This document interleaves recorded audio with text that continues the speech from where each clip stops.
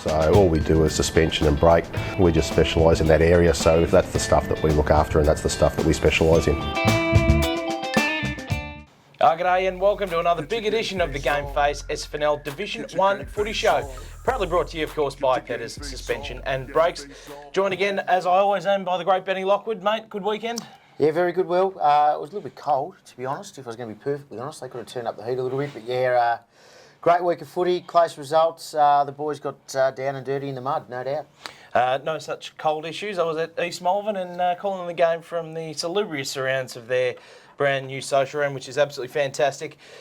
Some interesting results over the weekend. We'll talk about those a little bit later, but some top stories. Cheltenham knocked off the top spot on the ladder. Plenty of intrigue around those around the minor premiership there. The Demons, they pinch an absolutely thrilling win and knock St Kilda City out of the finals race. The Panthers, one of their big stars, reset the SPT top speed benchmark that we've been running all year. Can't wait to crack into that. The coaching merry-go-round in full swing. One coach has already confirmed his departure, and of course the pre-season top 35 lockers caused plenty of conjecture at the start of the year. We revisit that. We have a rejig of the order. No doubt that'll create a little bit more conversation. But before we go any further, we'll throw to a GameFace app update for everything that happened over the weekend, thanks to Bendigo Bank, Caulfield Park. We give 80% of our profits back to the community. G'day guys, well it was a cold and wet winter's day on Saturday, but it certainly produced some interesting results. Let's take a look at all the latest with a GameFace app update, proudly brought to you by Bendigo Bank, Caulfield Park. Now remember, just by getting an obligation-free insurance comparison, you can go into the draw to win some grouse prizes, including a $500 Flight Centre gift card, so contact the team at Bendigo Bank, Caulfield Park to find out more. In Division 1, and East Malvern knocked Cheltenham from top spot after a 2-point victory down at the Zoo. It was tied all day in a low-scoring contest before Mackenzie Bristow slotted the match winner late in the final term to give his side a thrilling win. Dingley, they've claimed pole position on the ladder following a 30-point victory over rivals Morty Alec at Ben Kavanagh. Meanwhile, Bentley upsets St Kilda City by just 5 points in a nail-biter at the Peanut Farm, a result that all but dashes the Saints' finals hopes. St Paul's and Port Colts were the other winners. Now, there were some low scores and lopsided results, unfortunately, in the Magoos, with the Panthers, the Colts, the Dingoes and the Demons all on the winners list. Meanwhile, Oakleigh District's victory over a depleted St Paul's outfit was a body blow to the Doggies' finals hopes. In the goal-kicking leaderboard, and Will McTaggart's goalless outing sees Dingo Dan Farmer claim outright top billing on 41, just 1 goal ahead of the Cheltenham big man. Reigning Super Boot winner Steve Muller rounds out the podium on 39, and it looks like a tight race for the finish line.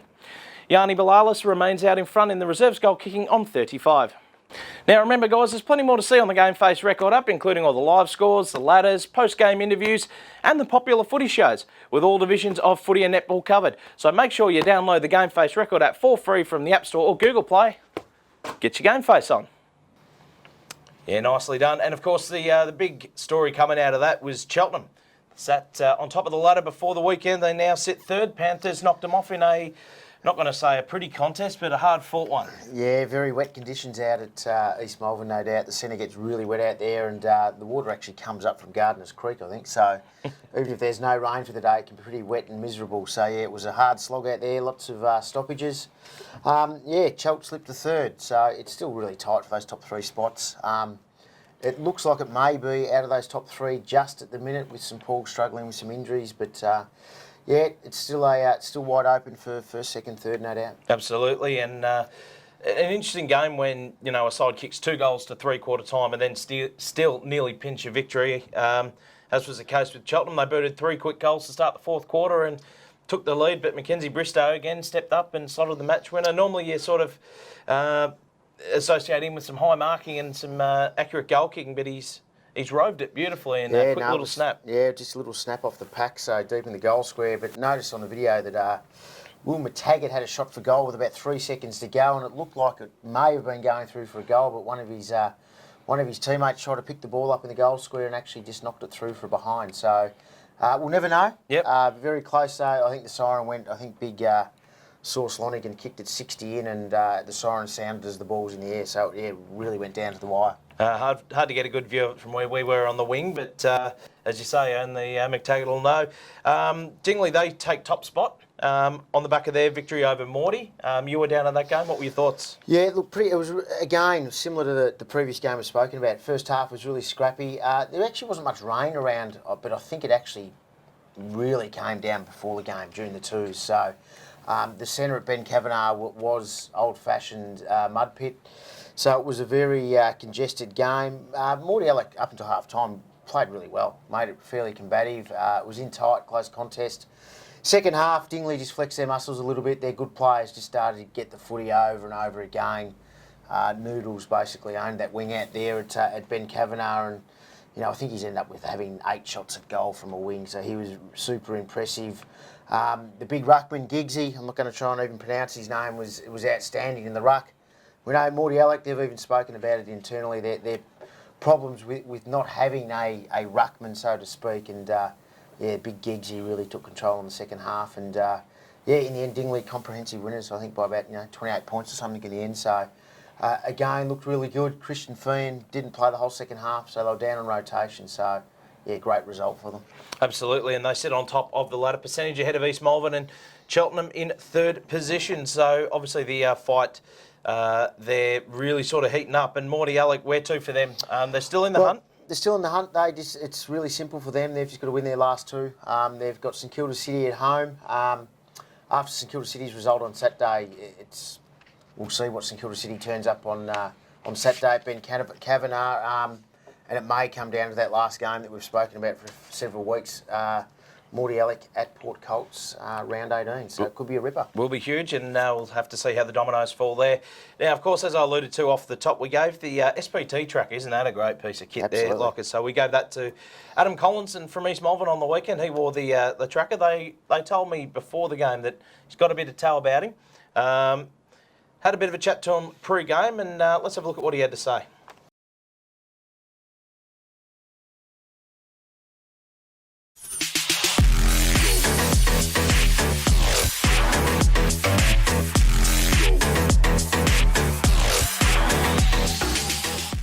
G'day guys, Paul from GameFace here. We're down at East Malvern. They're playing some pretty good footy at the moment in a massive game against the Chop Rosellas here this afternoon. I'm joined by Adam Collinson, our SPT Player of the Day. Thanks of course to Sports Performance Tracking, the affordable analytics tool that will give you the edge over competition.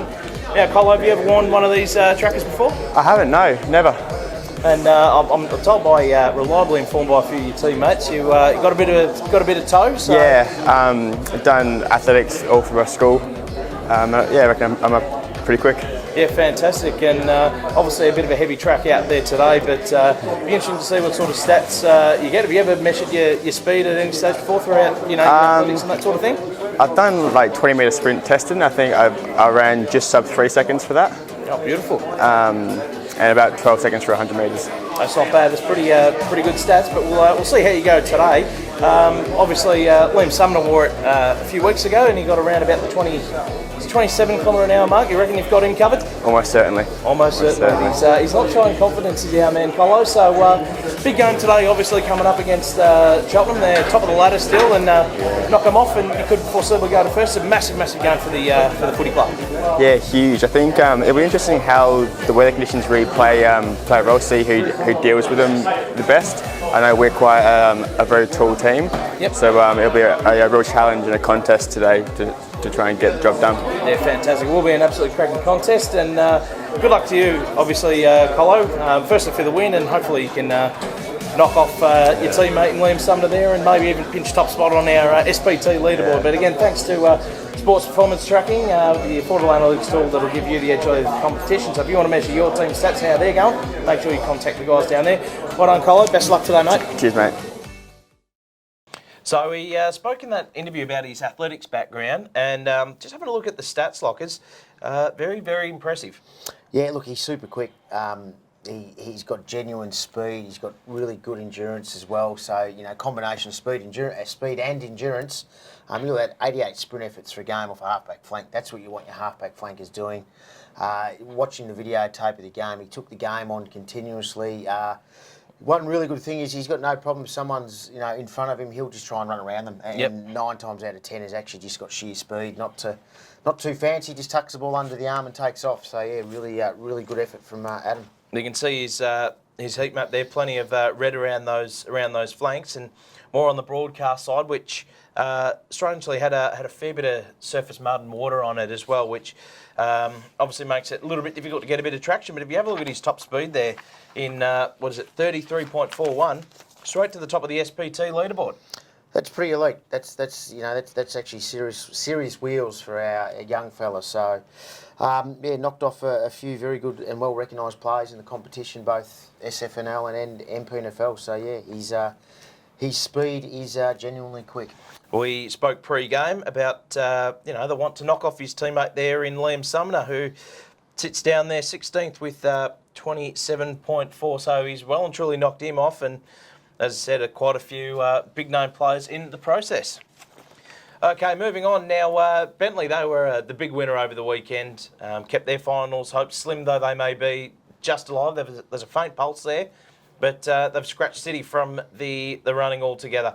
Tight finish, 5 points in it, and my word, went down to the last play of the day, didn't it, Lockers? Well, ball was in the goal square. It was a little bit of a scramble. I think Billy Hartung drove the ball forward from on the left half forward flank. Looked like they could have pinched it in the dying seconds, but it wasn't to be. And I think I was proven wrong by Bentley. Last week I said they were done, finished for the year. I did say they'll probably prove me wrong, and they have. Very surprising, St Kilda City. I thought they would have won that game and kept their season alive. But had plenty to play for, didn't they? Yeah, absolutely. It just shows those two sides, just Jekyll and Hyde. Their good's great. We've spoken about it a lot of the time throughout the year. But when they're off, they're way off. And I think maybe both of them are just that rung behind. But Bentley is still mathematically a chance. I think St Kilda City still are, aren't they? But they'd have to have miracles occur in front of them, so they are done. Be interesting to see. We're talking about coaching merry-go-rounds. Both clubs haven't reappointed their coaches for next year. Be interesting to see what they do. Bentley is still alive, so they'll keep fighting on the next 2 weeks. And young Matty Hoy's done a good job second half of the year, taking over under tough conditions. It's always tough when you're the caretaker coach. So I hope for his sake he gets the job next year and can just keep some players. Really focus on retention of the group and have a good look at it next year. They've had a fair turnover in recent years, the Saints, but I think they're two games and percentage behind Port Colts at the moment. With 2 games to go, I reckon they're just about done. But speaking of coaches, Sammy Hecker from Hyde announced during the week that he'll be resigning after 5 years at the helm of Hyde. Big loss for them. He came across in 2015, spent 5 years in charge, as we said, and took them to last year's Division 2 Premiership. So he's been an outstanding contributor for the Bulldogs. Oh, absolutely. Sammy Hecker's just a great fella too, which, he's put his heart and soul for the last 5 years into Hyde Footy Club. We've spoken about this year with injuries and suspensions and so on. He's had a tough campaign, but he's just kept turning up each week, doing the best he can, putting out a good side. They've been...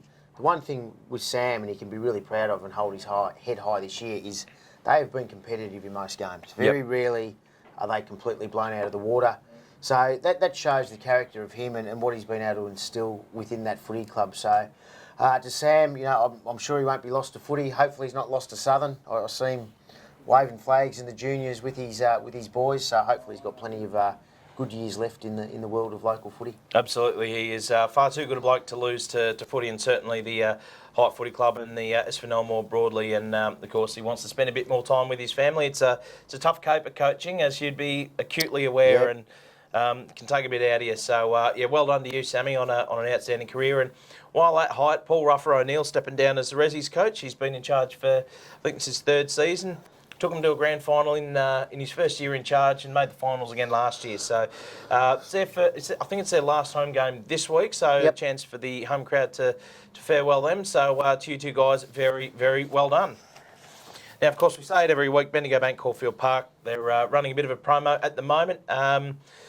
Just get a insurance comparison. You don't need to buy anything or anything. Just go in and get an insurance comparison for free. Go in the chance to win. Go in the draw to win some great prizes. No obligations, free quote. Will, is that how you say it? Yep, that's what I was trying to get out. Yep. Well done. No, they're doing a fantastic job down there at the Bendigo Bank. So well done, guys, and keep up the good work. And of course, if we do take out some policies, there's some fantastic, a major prize to be won, including a Flight Centre gift card, $500, and their rates are bloody tremendous. So why wouldn't you take one out there? They are doing some great things.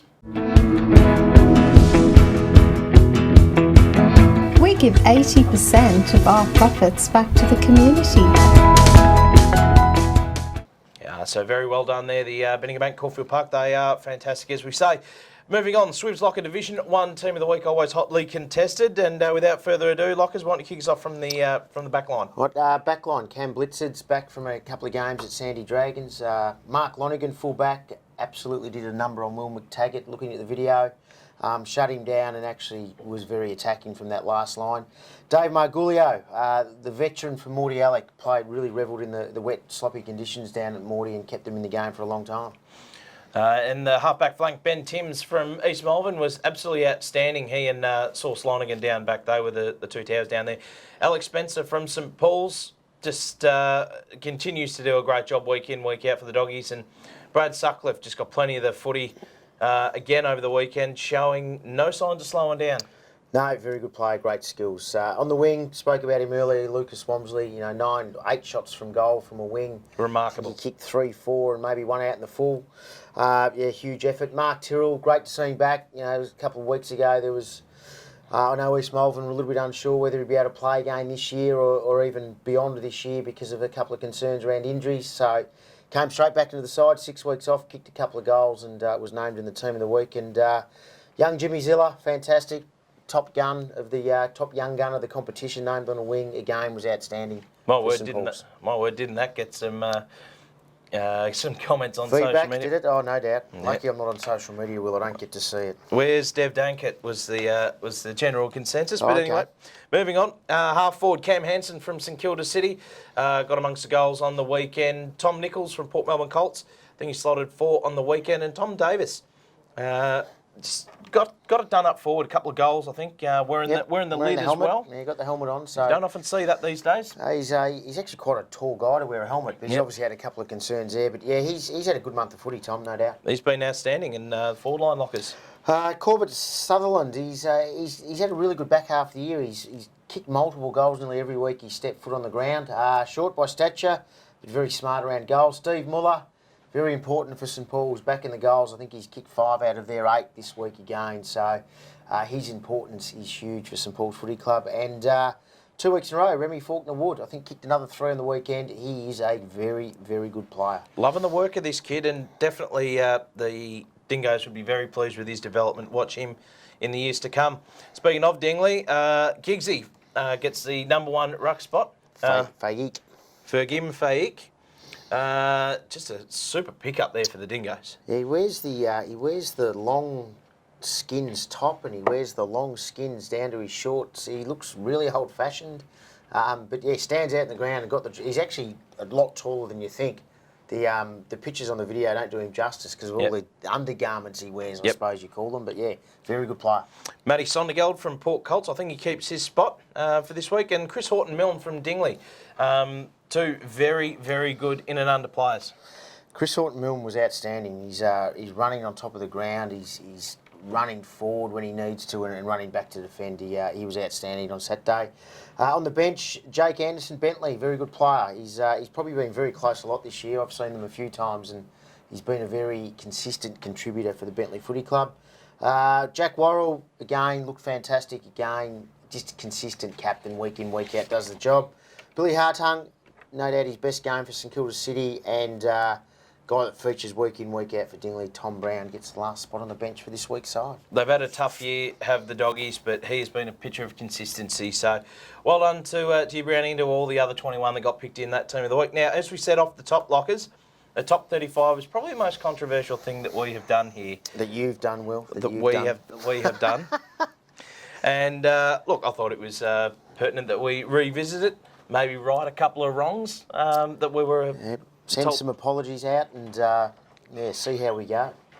So we've gone through the tape, we've gone through the lists, and we've redone it. Obviously, as you said last week, a few key injuries to some key players meant a few come out. Yeah, absolutely. Yep. And some new recruits to the league have come in, as well as some guys that have really improved and shut the lights out in 2019. So without further ado, starting off with number 35, Brad Sutcliffe from Port Colts.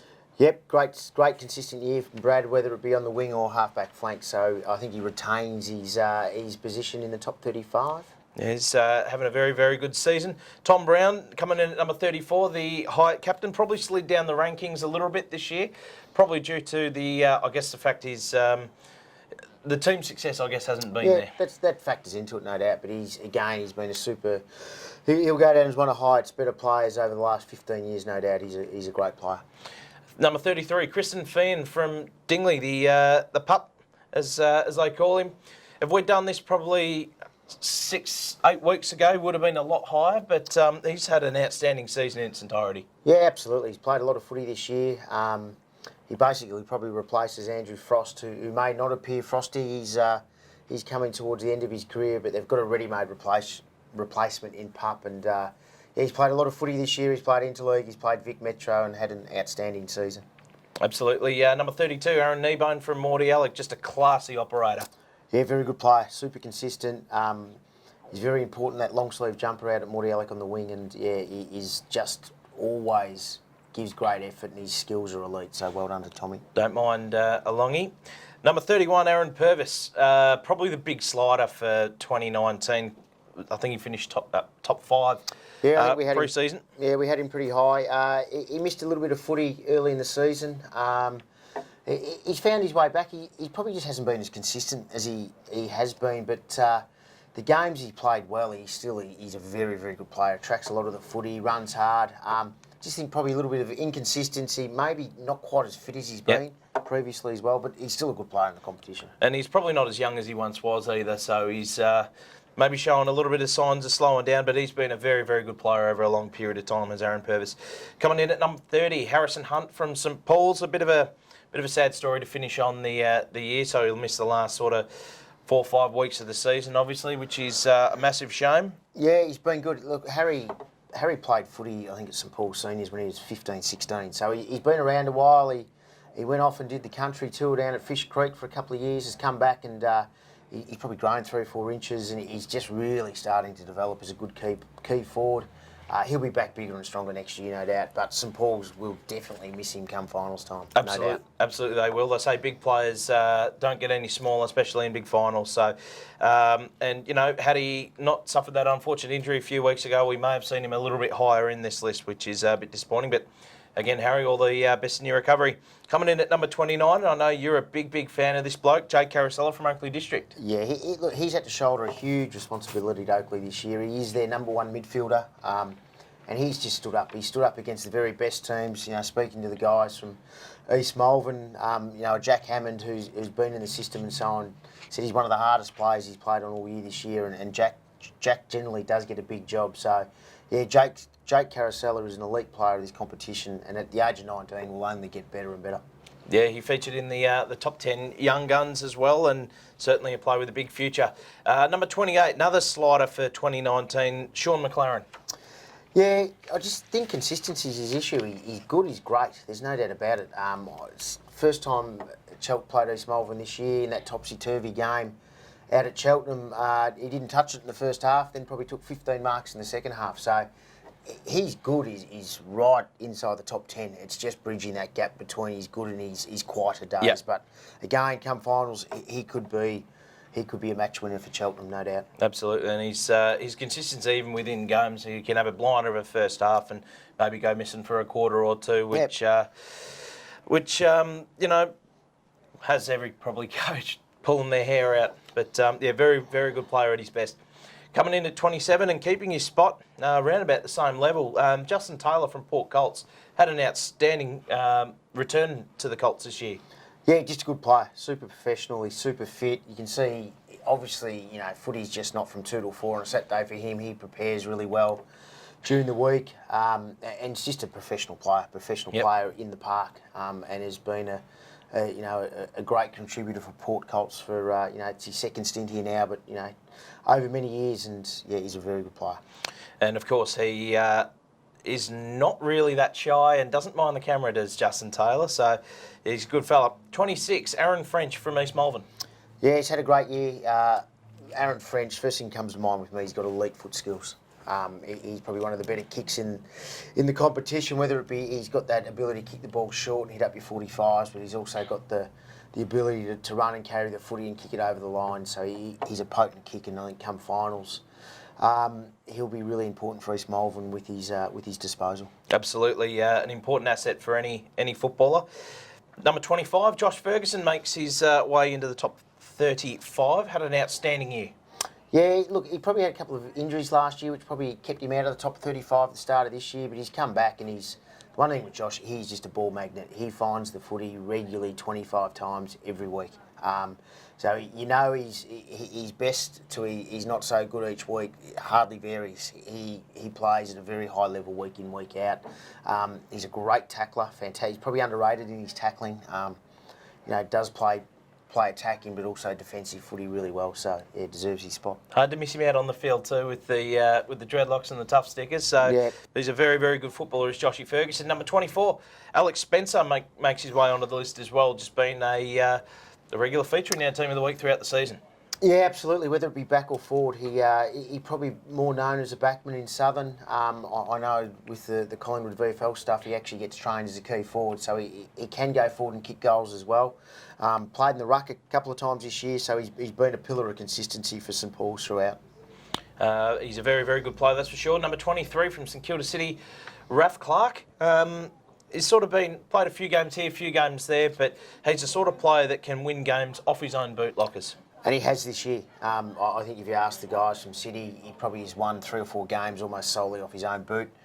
Generally playing that floating across half-back role, intercept marking, then he runs and carries. He's one of these guys that actually catches it in the back half and then runs and carries with the footy and almost turns every defensive 50 entry into a goal score opportunity at the other end. His influence on a game is huge. So his best is probably as good as any in this competition, but if he gets a little bit more consistency in there, plays more regular footy, there's no doubt he'll be capable of pushing for a much higher spot.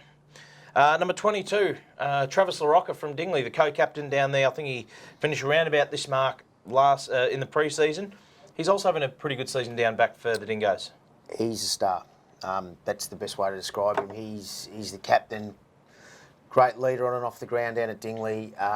I know some of his teammates like Danny Aids and so on suggest he never picks anyone up, but when you're that good, you don't need to pick anyone up off a half-back flank. You just read the footy and turn defence into attack, which he's made his own. He's been a great player for 4, 5, 6 years in the Southern Footy League. Mate, that's just modern footy though, isn't it? It's about the team defence. You don't have to man up anymore. It's system-based sort of stuff. He takes all that feedback from his teammates on every week that he doesn't pick up. He agrees with them and just keeps getting the footy. So hard to fault his form again this year. Oh, correct. I mean, if you're getting the footy as often as he is, why would you bother manning up? And you keep doing you, Travie. I like it.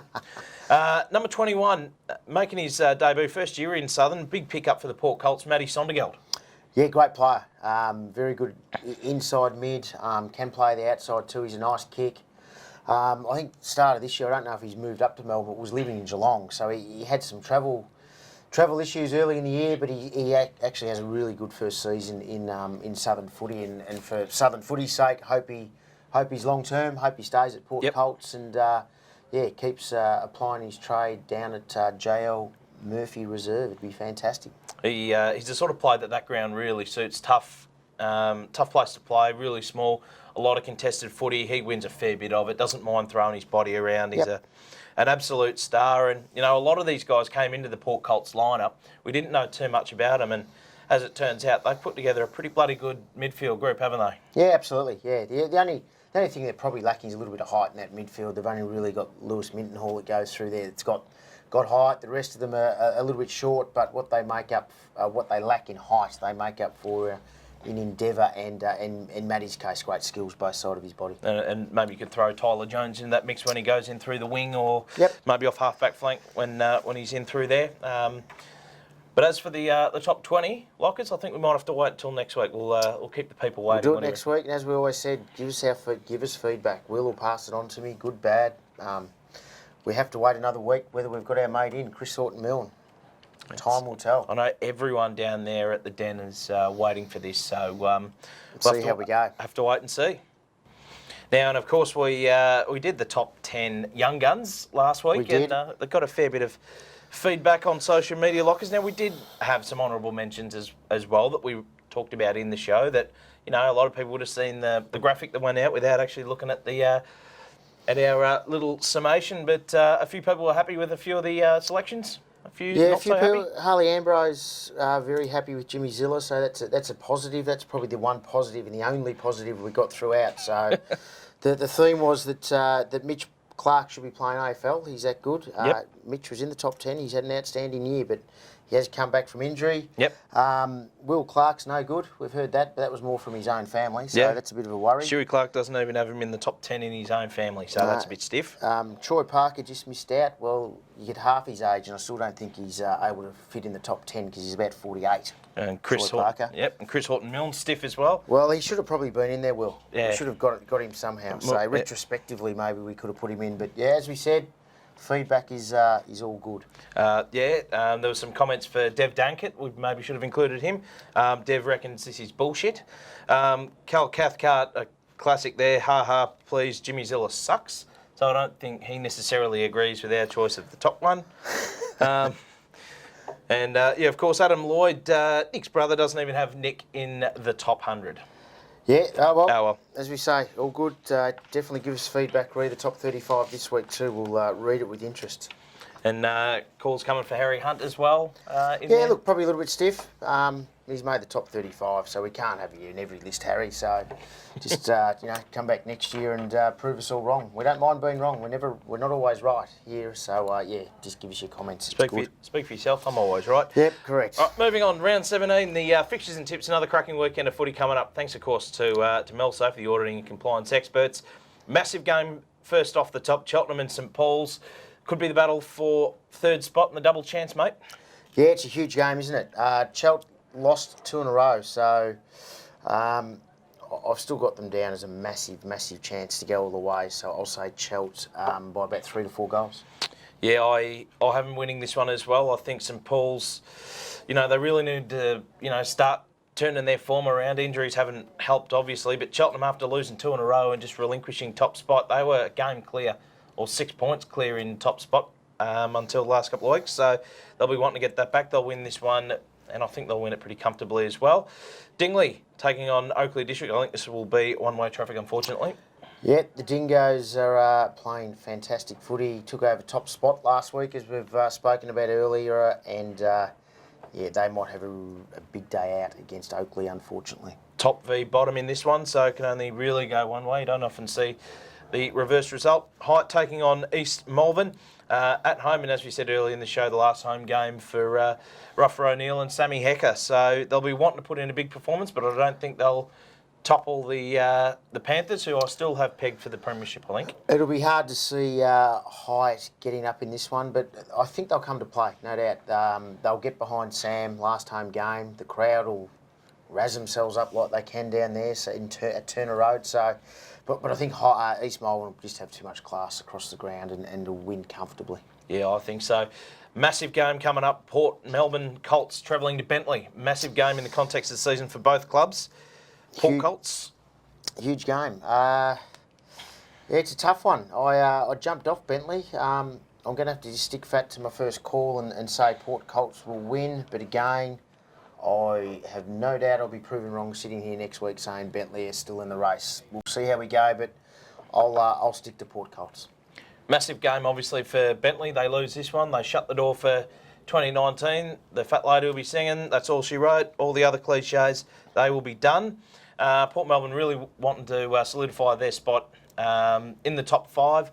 Win will go a long way to doing that, and it might even take away the intrigue around next week's Port Colts v Mordialloc clash. So massive game for both sides there. Speaking of Mordialloc, they're taking on St Kilda City.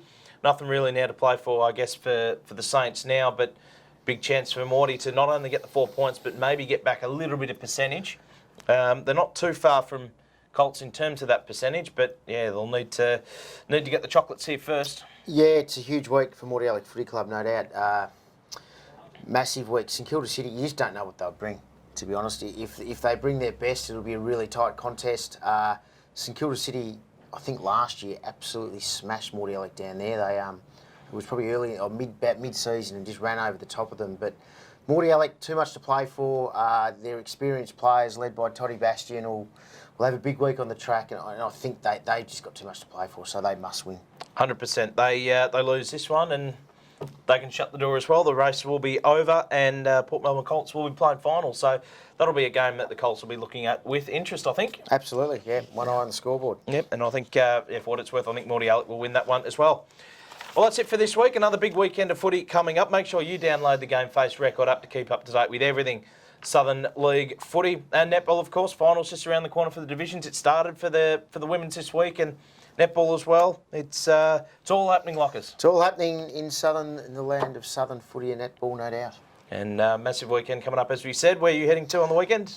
First of all, going down to Chelsea Heights to speak before the game for Geordie Perryman's 150th. So shout out to Geordie. I know it's a Division 1 show, but just going to say a few words about... He's played a fair bit of Division 1 footy? Absolutely. He's been a star, coached him for a long time. So I'll go down there and have a quick look and then probably do the journey back up Nepean Highway, Mordialloc, maybe a little bit of Dingley, might end up at Height for Sammy Hecker's last home game. Be certainly burning a little bit of fuel, I think, on the weekend, so it'll be a big weekend for you. So make sure you tune in again next week. We'll get the top 20 of the top 35 countdown. Make sure you don't miss that. In the interim, have a great weekend and get your GameFace on. Get your GameFace on. Get your GameFace on. GameFace on. GameFace on.